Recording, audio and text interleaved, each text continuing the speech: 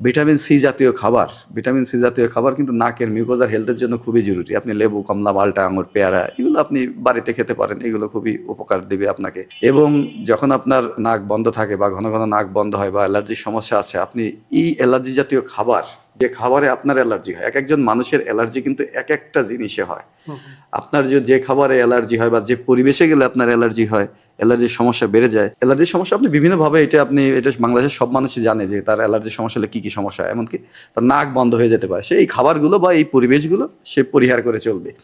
এবং বাইরে বের হইলে সে মাস্ক ব্যবহার করতে পারে।